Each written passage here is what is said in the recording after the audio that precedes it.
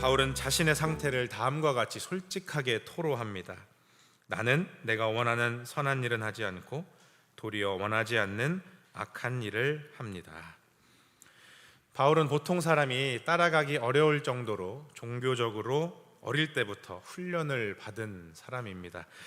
고린도후서 11장과 빌립보서 3장에 따르면 바울은 어릴 때부터 철저하게 종교 훈련을 받았습니다. 스스로를 바리새인 중에 바리새인이라 소개할 정도로 율법에 정통했던 사람입니다. 누구에게나 존경받을 만한 사람, 의인으로 불리던 그런 사내입니다.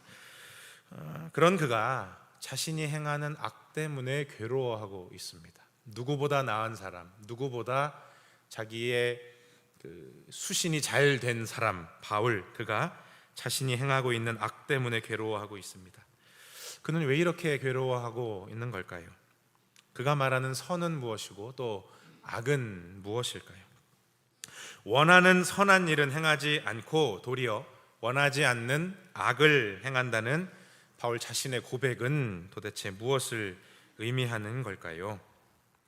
바울을 비롯한 당시 유대인들에게 선과 악의 절대 기준은 율법이었습니다. 유대교는 율법의 종교라고 할 정도로 삶의 절대적인 기준을 율법으로 삼았습니다. 율법을 잘 지키면 그는 선을 행하는 것이고 율법을 잘 지키지 못하면 그는 악을 행하는 것입니다. 그래서 유대인 중에는 평생 율법만을 연구하는 사람들이 있었고 또 그 율법을 문자적으로 글자 그대로 실천하는 사람들이 있었습니다. 서기관과 바리새인이 그들인데요. 바울은 바리새파에 속한 사람이었기 때문에 아주 율법에 열정적이었습니다. 그런데 율법을 지키는 것만으로 바울의 영혼이 평화로워지지는 않았습니다. 율법을 지키면 지킬수록 도리어 절망감만 생겨날 뿐이었습니다. 바울은 율법에 매달렸고 그의 젊음을 다 바쳐서 노력했지만 그가 맞닥뜨린 결론은 절망입니다. 왜 원하는 선은 행하지 않고 원하지 않는 악만 행하는 것인가? 나는 이 정도밖에 안 되는 사람인가? 왜 마음의 근본적인 변화가 일어나지 않는 거지? 스스로를 보며 그렇게 한탄할 수밖에 없었습니다. 바울은 그 이유를 알게 됩니다. 자신의 의지가 약하거나 환경의 영향 때문이 아니었습니다. 이것은 훨씬 근원적인 차원의 문제였습니다. 바로 죄가 그것입니다. 우리 20절 말씀을 한 목소리로 합독하실까요? 시작. 만일 내가 원하지 아니하는 그것을 하면 이를 행하는 자는 내가 아니요 내 속에 거하는 죄니라. 아멘. 바울은 자기 안에 죄가 있다는 사실을 알았습니다. 그 죄로 인해서 아무리 노력해도 원하지 않는 악을 행했던 겁니다. 흥미로운 건요, 바울은 악과 죄를 구별해서 설명하고 있습니다. 악은 보통 우리가 말하는 나쁜 행동, 우리의 성질, 우리의 잘못, 그 행위를 설명하고요. 죄는 그것을 일으키게 하는 근원적인 힘입니다. 그래서 어려운 말로 존재론적 능력이라고 부릅니다. 죄는 존재론적 능력입니다. 우리 안에 행하는, 우리 안을 다스리는 능력입니다. 그래서 악의 뿌리는 죄고 죄는 악의 뿌리라고 할 수 있겠습니다. 악은 우리가 노력해서 조금씩 줄여나갈 수 있습니다. 그래서 조금은 더 살기 좋은 세상을 우리가 노력하면, 애쓰면, 공부하면, 그렇게 법을 다듬으면, 세상을 가꿔가면 조금 악을 줄일 수가 있습니다. 율법과 실정법이 악을 줄이는 데 도움을 주지요. 법을 구체적으로 다듬고 좋은 법을 만들고 개정해 나가면, 그리고 처벌을 조금 더 무섭게 강화하는 방법으로 악을 줄일 수 있습니다. 예를 들어서 우리 주변에 가장 가깝게 악을 발견할 수 있는 장소가 있지요. 바로 쓰레기 분리수거장입니다. 아파트나 동네나 할 것 없이 쓰레기 분리수거장에 가면 악이 도사리고 있지요. 쓰레기 분리수거장의 엉망인 모습을 줄일 수 있는 방법이 있습니다. 바로 CCTV이고요.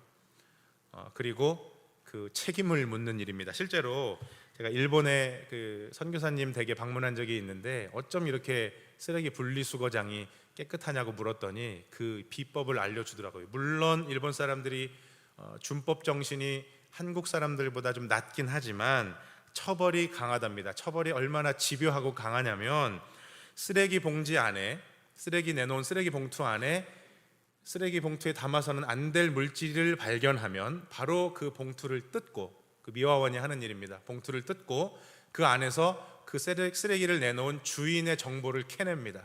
그래서 운송장 번호도 있을 수 있고요, 우편물에 있는 주소일 수도 있고요, 카드 명세서에 나와 있는 그 주소일 수도 있습니다. 그 신변 그 신원일 수도 있습니다. 그럼 그걸 조회해서 그 집에 책임을 묻는 거예요. 그래서 쓰레기 분리수거를 함부로 할 수도 없다, 이렇게 말씀을 하시더라고요. 도덕적, 윤리적 가르침, 아름다운 이야기, 미담들, 이것을 들으면 우리가 악을 조금 다스릴 수가 있지요. 예를 들어 톨스토이 소설 같은 걸 읽으면 우리의 마음이 차분해지고 조금은 착해지는 것을 느낍니다. 복지의 확장, 심리적 안정감도 우리의 악을 줄이는 데에 큰 도움이 됩니다. 그런데 이에 반해서 죄는 우리의 능력으로, 우리의 노력으로 조금씩 줄여갈 수 있는 것이 아닙니다. 그 어떤 방식으로도 죄의 힘을 약화시킬 수는 없습니다. 그것은 우리가 죽음을 피할 수 없듯이 모든 인간은 태어날 때부터 죄를 품고 태어납니다. 죄는 그래서 존재론적 능력입니다.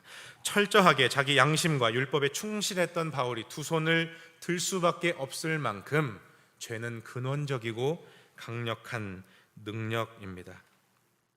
기독교는 이 죄의 능력을 원죄라는 교리로 설명하지요. 모든 인간은 숙명적으로 죄의 능력 아래에 있습니다. 태초로 한번 가보겠습니다. 하나님께서 에덴 동산을 지으시고 아담과 하와에게 동산의 모든 과실은 먹을 수 있지만 선악을 알게 하는 나무의 열매만은 절대 먹지 말라 말씀을 하십니다. 그리고 그것을 먹으면 반드시 죽으리라 경고하시지요. 그 결과를 여러분 아시지요? 뱀의 유혹을 받은 하와, 또 하와의 권고를 받은 아담은 결국 선악과를 따먹고 에덴 동산에서 추방당합니다. 그리고 죽음이라는 운명이 그 후손들에게, 그들과 그 후손들에게 이어집니다. 성경의 인간 이해가 얼마나 준엄한지, 얼마나 타협이 없고 엄격한지, 정말 소위 말해서 짤 없는 그런 평가지요. 애누리가 없습니다.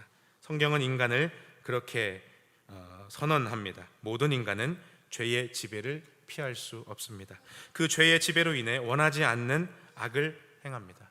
저는 바울 사도의 이 설명에 전적으로 동의합니다. 매일 통감하지요. 사실 우리 매일 느끼지요. 처절하게 느낍니다. 죄의 능력은 극복할 수가 없습니다. 바울의 표현을 빌리자면 우리 안에 거하기 때문에, 무엇이요? 죄가 우리 안에 살기 때문에 어느 누구도 그걸 피할 수가 없습니다. 이것은 우리가 단순히 상황에 따라 실수를 한다, 잘못을 한다는 의미가 아닙니다. 인간이라는 존재 자체가 죄를 따른다는 뜻입니다. 한 가지 예를 들어볼까요? 우리는 본능적으로 자기를 지키려고 합니다. 자기를 지키는 게, 자기를 보호하는 게 뭐가 문제냐고 물으실 수 있겠지만 인간은 살기 위해서 본능적으로 경쟁을 합니다. 경쟁은 타인을 거부하는 행위이지요. 정도의 차이는 있지만 바로 여기에서 악이 일어납니다. 여러분, 인류의 역사를 보십시오. 전부 자기를 지키기 위해, 자기를 위해서 남을 죽이는 역사였고, 그래서 전쟁을 벌이는 역사였습니다. 좀 가벼운 예를 들어보겠습니다. 여러분, 스포츠를 좋아하십니까? 운동 경기를 좋아하시나요? 운동 경기에서는 의리도 없고 체면도 없습니다. 무조건 승리해야만 합니다. 무조건 이겨야 한다는 생각이 절대적인 논리로 작용합니다. 저는 사회인 야구를 한동안 했는데요. 저는 이제 아내를 만나고 야구와 결별했습니다. 이별을 했는데 야구를 정말 좋아하는데 지금도 그래서 글러브만 왼손에 끼고 오른손으로 공을 만지면 그 실밥을 만지노라면 행복합니다. 기분이 좋습니다. 가능한 대로 내가 좋아하는 야구를 재밌게 해야지 하고 시합에 임하면 여지없이 플레이볼이라는 심판의 호령이 있는 그 후부터 영락없이 승부에 목숨을 겁니다. 세상에서 제일 재미없는 경기는 지는 경기지요. 이겨야 재밌는 겁니다. 상대방이 실수를 하거나 실력을 발휘하지 못할 때, 내가 이길 때 가장 기분이 좋습니다. 지면 재미없습니다. 내가 어처구니 없는 실수를 해서 지면 오래도록 기억에 남습니다. 사소한 예이지만 이게 다 죄라는 뿌리에서 나오는 악이라는 열매입니다. 바울은 반복해서 선을 원하는 자신에게 악이 함께 한다고 고백합니다. 메시지 성경을 보시면 21절을 이렇게 쉽게 번역했습니다. 내가 선을 행하기로 결심하는 순간 벌써 죄가 나를 넘어뜨리려고 와 있습니다. 여러분, 그렇죠. 내가 오늘은 좀 착하게 살리라. 내가 오늘은 좀 선한 행동을 좀 하리라. 그래, 내가 착하게 행동할 기회다 하고 마음만 먹으면 어느새 죄가 나타나서 깍꿍 내가 여기 있지 하고 모습을 드러냅니다.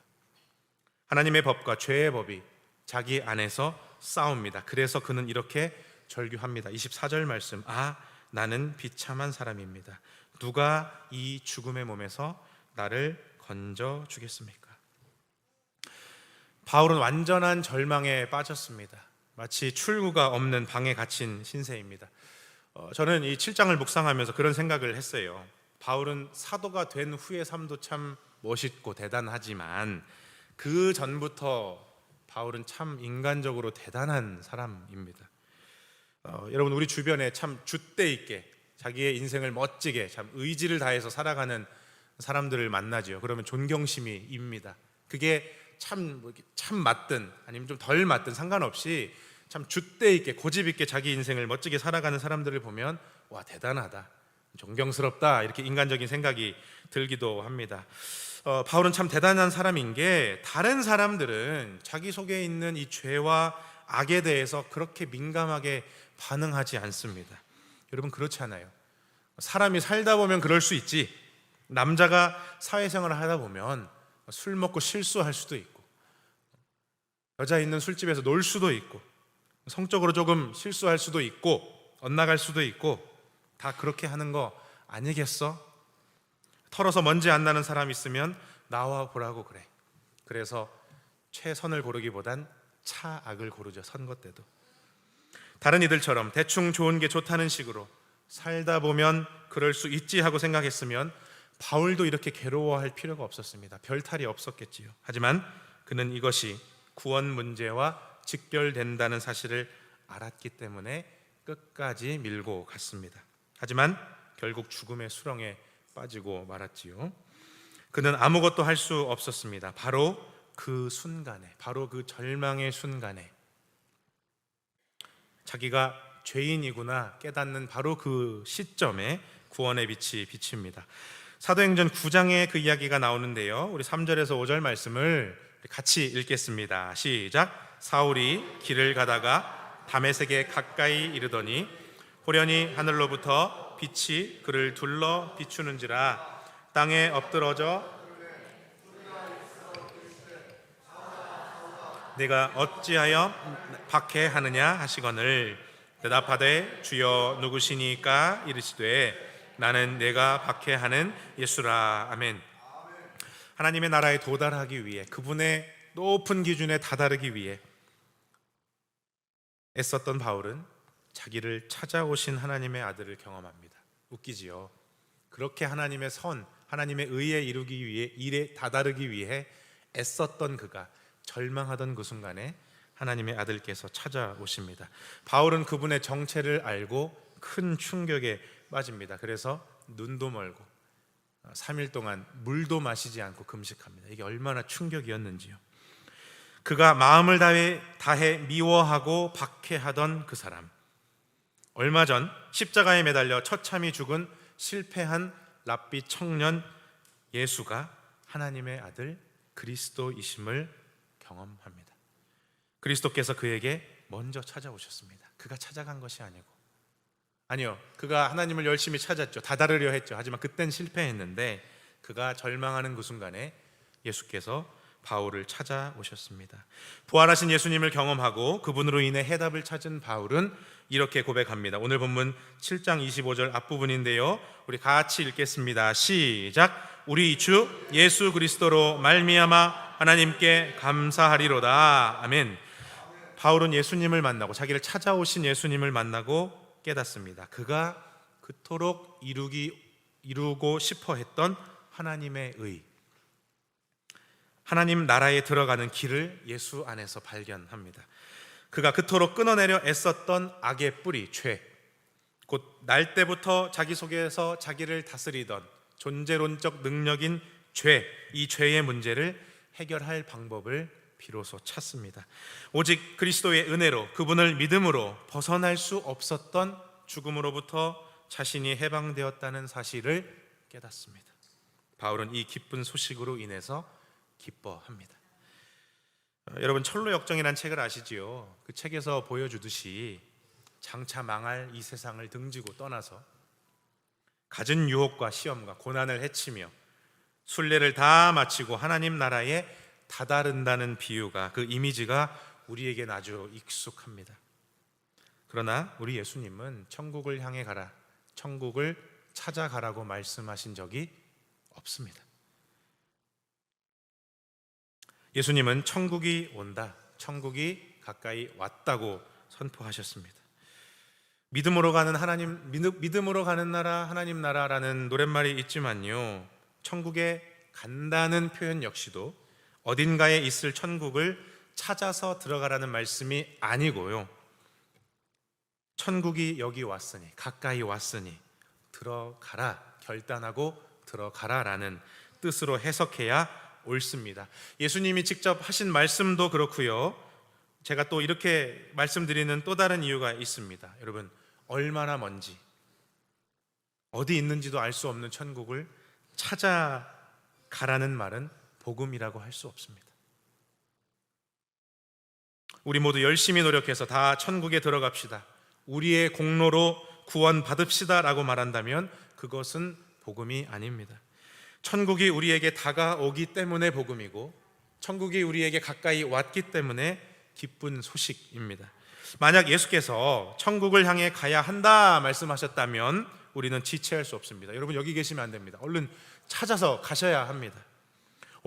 어떻게 말씀을 이렇게 태평하게 묵상하고 있습니까? 빨리 찾아가셔야죠. 쉬지 않고 어디론가 찾아가야 합니다. 그러나 천국이 온다고 믿는 사람은 자기의 삶의 자리에서 기다립니다. 저희 아버지께서 제게 해주신 말씀이 있습니다. 믿음은 인내야, 믿음은 기다림이야. 그 말을 저는 이제 조금 이해할 것 같습니다. 기다림이야말로 신앙의 처음이자 마지막입니다. 믿음은 천국을 향해 가는 게 아니라 다가온 천국으로 들어가는 겁니다. 바울의 복음은, 세례 요한의 외침은, 예수님의 말씀은 우리에게 주님을 찾아 나서라고 요구하지 않고요, 그래서 무거운 짐을 지고 걸어라 말씀하지 않고요, 주님이 우리에게 오셨다고 알려줍니다. 무거운 멍에를 내려놓으라 말합니다. 그리고 주님이 주시는 멍에를 지라고 하지요. 구원은 우리가 하나님께로 가는 사건이 아니라 하나님이 우리에게 오시는 사건입니다. 그래서 복음, 기쁜 소식입니다. 그래서 우리는 감사할 수 있습니다. 부활하신 예수님을 빛으로 경험한 바울은 이제 마음을 바꾸어 먹습니다. 그렇게 애써 도달하려 했던 하나님의 의, 거기로 가고자 하는 마음을 바꾸어 먹습니다.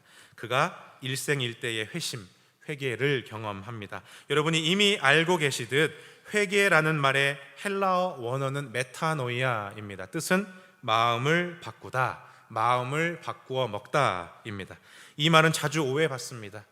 잘못을 뉘우침, 새롭게 살겠다고 각오함, 더 나은 삶을 위해 노력함 등의 의미로 곡해됩니다. 여러분, 회개에 대한 통찰이 담긴 신학자 젠센의 글을 제가 소개해 드리겠습니다. 잘 들어보시기 바랍니다. 잘못했습니다, 이후로는 잘하겠습니다 라고 말하는 것은 회개가 아니다. 회개는 잘하겠다는 결심이 아니라 나는 할 수 없다는 자각이다. 인간의 결단은 믿을 게 못되고 결국 노력은 헛되다. 이것을 처절히 깨닫고 인정하는 것이 회개다. 그러므로 회개는 우리가 돌이켜 하나님께로 가까이 가겠다는 다짐이 아니라 하나님이 우리를 향해 돌이켜 오신다는 사실을 발견하고 그 은혜를 받아들이는 것이다. 회개를 내가 가던 길을 돌이켜 하나님께로 가는 것이라고 우리는 자꾸만 생각하는데요, 젠센이 우리에게 주는 인사이트는 뭐냐면 하나님이 우리를 향해 돌이켜 오신다는 사실을 발견하고 그 은혜를 받아들이는 것이 회개요, 그것이 바로 믿음이라고 젠센은 설명합니다. 여러분, 혹시 우리의 잘못을 인정하고 바르게 살겠다, 내가 오늘은 좀 착하게 살리라, 아이러니한 게 잡혀서 감옥에 들어가는 조폭들의 팔뚝에 착하게 살자라는 문신이 새겨져 있지요. 얼마나 착하게 살고 싶었겠습니까? 그래서 그 아픈 문신까지 했잖아요. 하지만 실패했지요. 잘못을 인정하고 바르게 살겠다는 다짐을 반복하며 여러분 사십니까? 그것은 내 힘으로, 내 노력으로 천국에 가겠다는 마음입니다. 자신의 잘못은 여러분 인정해야죠. 100번이고 1000번이고 10,000번이고 내가 잘못한 일이 있다면 통회하고 자복해야 옳습니다. 하지만 자신의 잘못을 시인함과 동시에 어떠한 노력으로도 자신을 변화시킬 수 없음을, 내가 나를 구원할 수 없음을 통절히 깨닫는 것이 올바른 회개입니다. 여러분, 세례 요한의 말을 잘 들어보시기 바랍니다. 회개는 주님께로 가는 나의 길을 준비하고 곧게 만드는 게 아니라 나에게 오시는 주님의 길을 준비하고 평탄하게 하는 길입니다. 그분이 친히 오시도록, 그분이 조금이라도 편히 오시도록 나의 길을 준비하고 내 마음을 싹 비우는 일, 그게 바로 회개입니다. 굳은 결심으로 용기 있게 의로운 길을 간 자격 있는 사람이 구원을 차지하는 것이 아니라, 쟁취하는 것이 아니라 스스로 자격 없음을 인정하고 또 절감하고 엎드려서 무릎 꿇고 은혜를 받아들이는 사람이 구원을 누립니다. 죄로부터의 해방을 경험합니다. 요한은 광야에서 세례를 베풉니다. 세례란 몸 전체를 씻는 예식이죠. 물에 풍덩 들어갔다가 다시 나오는 예식. 유대교에 이미 있었던 신앙 행위인데요, 유대교로 개종하는 이방인들에게 행하던 입회 절차가 바로 세례였습니다. 불경건한 이 교도들을 세례를 통해 씻음으로써 경건한 무리, 우리의 공동체로 받아들인다는 의미가 바로 세례입니다. 그런데 세례 요한은 요단강에서 누구에게 세례를 베풀었나요? 유대인에게 베풀었습니다. 이미 하나님의 자녀라고 자신을 자부하던 그 사람들에게 세례를 베풀었습니다. 이는 스스로 거룩하다고 여기는 유대인들을 이방인과 다름없이 취급한다는 의미입니다. 바울의 가르침과 똑같이요, 스스로 아브라함의 자손이라 자부하던 유대인들에게 너희야말로 하나님의 은혜가 필요하다, 구원이 필요하다고 말했던 바울의 메시지와 똑같습니다. 유대인도 이방인도 차이가 없이 회개해야 한다, 은혜가 필요하다, 이렇게 요한이 외쳤고 성경은 우리에게 전해주고 있습니다. 회개의 의미가 세례 속에 잘 드러납니다. 세례는 담그다라는 의미와 씻다라는 의미 둘 다 갖고 있는데요, 첫 번째, 물에 담근다는 것은 죽음을 뜻합니다. 물에 푹 들어가면, 우리가 물에서 나오지 않으면 죽지요. 이 죽음은 어찌할 수 없는 자신에 대한 시인입니다. 나는 죽었습니다 라는 의미입니다. 잠금, 그리고 자신을 하나님 아버지의 자비하심에 맡기는 결단이 바로 물속으로 들어감, 잠김입니다. 하나님께서는 물속에 잠겨있는 이를 물 밖으로 끌어올리시듯 세례받은 이를 새로운 존재로 살려내십니다. 그래서 물에 잠겼다 올라오는 것, 이게 바로 회개입니다. 다음으로 씻음의 의미를 보겠습니다. 씻음의 목적은 정결하게 되는 것이지요. 그런데 정결은 스스로의 노력으로 얻는 의가 아닙니다. 정결은 하나님의 은혜로 인함입니다. 그래서 역시 회개입니다. 할 수 없음을 의미하는 게 세례 안에 들어가 있습니다. 유대인들은 자신들이 아브라함의 후손임을 자부합니다. 이는 아브라함이 유대인의 뿌리라는 선언입니다. 아브라함이 유대인의 뿌리이고 모든 유대인은 아브라함의 열매이기 때문에 유대인은 아브라함에게 주어진 약속의 계승자이다. 이게 유대인의 논리이지요. 예수님 시대에 유대인들의 지도자로서 유대 사회를 이끌던 이들은 바리새인과 사두개인들입니다. 근데 그들이 세례를 받으러 오는 것을 보고 요한이 외칩니다. 여러분 뭐라고 외치지요? 독사의 자식들아, 이렇게 외칩니다. 아브라함의 자손이라는 자신감이 충만한 바리새인과 사두개인들을 향해서 아브라함이 우리 조상이라고 말하지 말라 호통을 칩니다. 하나님을 믿은 것이 아브라함의 의인데, 여러분 그렇지요. 바울이 이 얘기를 여기서 다시 한번 얘기하죠. 로마서에서 여러 번 얘기하죠. 하나님을 믿은 것이, 하나님을 신뢰한 것이 아브라함의 의인데, 유대인은 아브라함이라는 뿌리를 믿고 의지하고 있으니 유대인은 아브라함의 믿음을 왜곡하고 있는 셈입니다. 그들의 믿음은 그래서 틀렸습니다. 여러분 바울의 가르침도 똑같지요. 세례 요한의 가르침과 다르지 않습니다. 요한이 외칩니다. 회개에 합당한 열매를 맺어라. 아브라함의 후손으로서 합당한 열매를 추구하지 말고 이제는 좀 아브라함이라는 너의 그 잘못된 뿌리를 좀 내치고 회개에 합당한 열매를 맺으라. 선명한 비유를 듭니다. 이미 도끼가 나무 뿌리에 놓였다. 10절 말씀이죠. 3장 10절 말씀. 기둥이나 가지가 아니라 뿌리입니다. 유대인들이 자부하는 아브라함이라는 뿌리는 이제 좀 쳐내고 그 자리에 무엇을 갖다 놓으라고요? 회개를 갖다 놓으라고요. 회개를 뿌리로 삼아서 그 뿌리로 삶을 살아라, 이렇게 말합니다. 회개하는 사람은 회개라는 뿌리로부터 회개에 합당한 열매를 맺습니다. 뿌리가 회개가 되어야 회개에 합당한 열매를 맺지요. 회개는 잘잘못을 고치고 행동을 바꾸는, 뉘우치는 외양의 변화가 아니라, 그래서 가지나 잎을 바꾸는 변화가 아니라 존재 자체를, 전 존재를 바꾸는 뿌리의 변화입니다. 뿌리가 바뀌었으니 당연히 열매도 바뀝니다. 요한은 이어서 자신이 물로 세례를 준다고 말합니다. 11절에. 그런데 그의 뒤에 오시는 분은 무엇으로 세례를 주신다고요? 불과 성령으로 세례를 줄 것이다 말합니다. 물은 바깥을 씻어서 깨끗하게 할 뿐입니다. 하지만 불은 무슨 일을 하죠? 태워버립니다. 형태를, 빛깔을 알 수 없게 재로 만들어 버립니다. 잿빛으로 만들어 버립니다. 태운 것은 재가 되어 없어지지요. 씻는 것으로는 충분하지 않다는 의미입니다. 태워야 전체가 변할 수 있습니다. 그 잿더미 위에서 새 창조가 이루어집니다. 지금 제가 드리고 있는 말씀, 나는 할 수 없습니다. 완전히 죽어야 새로 시작할 수 있다는 말을 드리는 겁니다. 불 다음으로 성령, 전부 타버린 그 잿더미에 성령이 임하시면 어떤 일이 일어나지요? 성령은 하나님이 일으키시는 바람, 하나님의 숨이지요.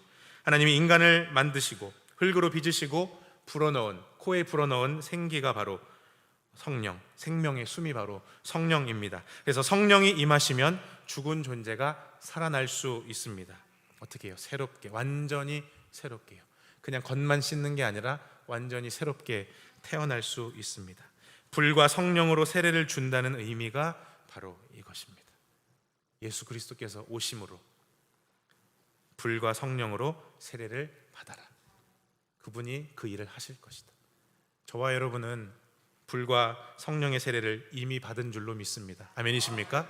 그리고 매일 불과 성령의 세례를 사모하는, 회개하는 그리스도인인 줄로 믿습니다. 내가 그리스도와 함께 십자가에 못 박혔나니 그런즉 이제는 내가 사는 것이 아니요 오직 내 안에 그리스도께서 사시는 것이다. 여러분 성질이 올라오십니까? 악이 막 올라옵니까? 여러분을 휘감습니까? 그러면 여러분이 죄라는 사실을 인정하시기 바랍니다. 나는 이미 죄다. 하지만 성령의 숨결로 인해 그리스도의 은혜로 새 피조물이 되었음을, 나를 하나님께서 다시 빚으셨음을, 그리고 지금도 당신의 형상으로 저와 여러분을 빚고 계심을 여러분 바라보시기를 바랍니다. 말씀 정리하겠습니다. 초등학생이 썼다는 시가 있는데요, 아무리 봐도 초등학생의 수준은 아닌 것만 같아요. 읽어드리겠습니다. 넌 할 수 있어, 사람들이 말했습니다. 용기를 내, 사람들이 말했습니다. 그래서 난 용기를 내어 말했습니다. 난 할 수 없어. 여러분 초등학생이 진 인생의 짐이 얼마나 무거웠던지, 너 할 수 있어, 너 1등 할 수 있어, 너 달리기에서 1등 할 수 있고, 너 이번 시험 잘 볼 수 있고, 너는 글자를 잘 쓸 수 있고, 저희 딸이 열심히 글자를 쓰고 있는데요. 너는 잘할 수 있고, 너는 아빠와 다르게 넌 수학도 잘할 수 있어. 너는 노래도 더 잘할 수 있어. 용기를 내. 너 할 수 있어. 네가 누구 딸이야? 네가 누구 아들이야? 하지만 아이가 용기를 내서 말합니다. 난 못하겠어요. 로마서를 묵상하면서, 그리고 그 눈으로 복음서를 다시 보면서 깨닫는 것이 있습니다. 할 수 있다고 말하는 게 믿음인 줄 알았는데요, 할 수 없다고 말하는 게 믿음이더라고요.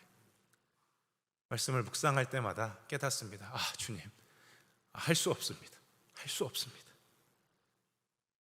저를 보니 아이고 하나님, 저는 당신의 자녀라고 말할 수가 없습니다. 하나님, 저는 하나님이 세워주셔서 망정이지 사실 제 속을 보면 저는 목사를 할 수 없습니다. 하나님, 저는 저의 아내를 사랑할 수 없습니다. 하나님, 저는 저의 자녀를 있는 그대로 사랑할 수 없습니다. 하나님, 저는 우리 교우들을 있는 모습 그대로 받아들이고 사랑할 수 없습니다. 하나님, 이 모습으로는 당신에게 영광을 돌릴 수 없습니다. 그럴 때마다 주님께서는 저를 찾아오셔서 말씀하십니다. 사랑하는 아들아, 내가 너를 새롭게 만들었다. 내가 너를 지금도 나의 형상으로 빚어가고 있다. 너에게 나를 맡겨라. 이렇게 말씀해 주십니다. 사랑하는 교우 여러분, 예수께서 저와 여러분의 죄의 문제를 이미 해결하셨습니다. 여러분 믿으십니까? 여러분, 아직도 여러분에게 나타나는 온갖 모습의 악의 덩굴이라고 할까요? 여러분은 올가매고 있는 악의 덩굴을 발견하십니까? 그래서 여러분의 목을, 여러분의 숨을 자꾸만 조입니까? 걱정하지 마십시오. 예수께서 십자가에 달리심으로 여러분을 올가매고 있는 그 덩굴의 뿌리, 죄를 이미 잘라내셨습니다. 죄의 문제를 이미 해결하셨습니다. 여러분, 아무리 강한 덩굴이 식물을 감고 있더라도 그 뿌리가 끊어졌으니 시간이 지나면 그 덩굴은 마르고 어느새 그 식물에서 떨어지게 됩니다. 여러분, 기대하시기 바랍니다. 여러분이 하나님의 형상으로 매일매일 거듭나서 하나님의 형상을 완전히 드러내는 그 순간을 여러분 기대하시기를 바랍니다. 날마다 불과 성령으로 우리를 새롭게 창조하실 주님께 여러분의 마음을 내어 맡기시기를 주님의 이름으로 부탁드립니다. 오늘도 어김없이 먼저 찾아오시는 그 주님을 여러분 마음으로, 여러분의 영혼으로 모시어 드리시기를 주님의 이름으로 간절히 축복합니다. 난 할 수 없습니다 고백하는 회개로, 여러분 회개로 하나님의 다스림에 사로잡히시기를 간절히 축복합니다. 오직 주께서 우리의 마음을 주장하사 능히 주의 법을 지키게 하옵소서. 이 고백으로, 이 간구로 매일 주님 앞에 겸손히 서는, 무릎으로 주님 앞에 서는 저와 여러분이 되기를 간절히 축복합니다.